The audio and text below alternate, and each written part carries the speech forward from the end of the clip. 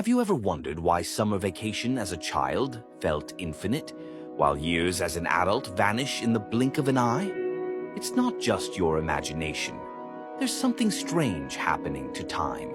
It moves at a different rhythm inside us than it does on the clock. You can sit through 5 minutes in a boring meeting and feel like you're aging in dog years. Yet a week on an adventure can flash by like a moment. So what's going on here? Why does time feel different depending on our age, our mindset, or even our emotions? French philosopher Henri Bergson believed we've misunderstood time altogether, and his answer to this mystery might just change the way you live your life. Let's start with a question. What is time?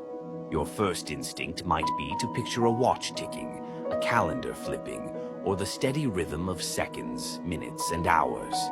This is what most of us think of as time, what Bergson called mathematical time, or clock time. It's the kind of time Einstein measured, the kind that physics tries to map in equations.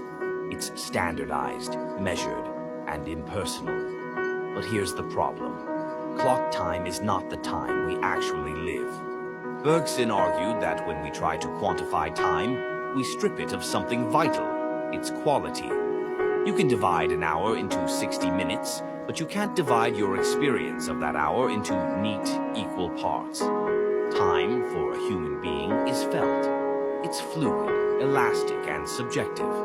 Bergson introduced a radical idea, the concept of la durée, or duration. Duration is not a line you can measure with a ruler. It's the flow of consciousness, the inner rhythm of life. It bends and stretches depending on what you're doing, how you feel, and who you are in that moment. When you're immersed in something, completely absorbed, an hour can pass like 5 minutes. But when you're anxious or waiting, 5 minutes can feel like an eternity. This isn't just poetic, it's philosophically profound. Because it means we're not passive passengers on the train of time. We're co-creators of how time unfolds. You don't just experience time, you shape it. Remember how long a day felt when you were 6 years old? Each moment was new, vivid, and full of discovery. You were living inside your senses, your imagination, your curiosity. As we grow older, something shifts. We form routines. Days blur together. Experiences become repetitive. And here's the key insight. Bergson would say the richness of your experience is what expands time. As children, everything is fresh, so each day is layered with emotion, novelty, and memory. As adults, when we fall into routine, time compresses. That's why years start to feel like they're flying by, because we're not truly living inside them. We're moving through life mechanically, not experientially. In 1922, Bergson and Einstein famously clashed in a public debate about the nature of time. Einstein said time is what clocks measure, precise, measurable, and objective. Bergson countered that this completely ignores the psychological, human side of time. Einstein's time is useful for science, but Bergson's time, the time of music, emotion, memory, and meaning, is the time of being alive. Einstein won the debate in the eyes of physicists, but Bergson won in the realm of human experience. And maybe both were right, just in different ways. One describes the world as a machine, the other describes it as a story. Another key element of Bergson's theory is memory. Memory doesn't just record time, it reshapes it. Think of your life as a painting. Your memories aren't photographs of each moment. They're brushstrokes that blend, overlap, and reinterpret the past. You don't remember all days equally. You remember meaningful days, the ones with emotional weight, beauty, or transformation.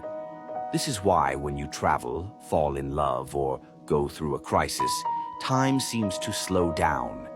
Your brain encodes more data, your emotions heighten, your senses become alive. You step into duration, not mechanical time, but lived time. Here's the paradox of modern life. We move faster than ever. We fill our calendars. We optimize productivity. But somehow, we feel more rushed, more out of breath, more like life is slipping through our fingers. That's because we've mistaken motion for meaning. We live by the clock, but we've forgotten how to feel time. Bergson would argue that to reclaim our lives, we have to shift from measuring time to immersing in it. We have to recover the art of presence, not just being in the moment, but being expanded by the moment. So how do you do that? How do you make time feel fuller, longer, richer? Bergson wouldn't give you a productivity hack. He'd tell you to live qualitatively, not quantitatively. That means prioritize depth over speed. Seek novelty, not just efficiency. Engage with awe, even in the ordinary. Don't just remember your past.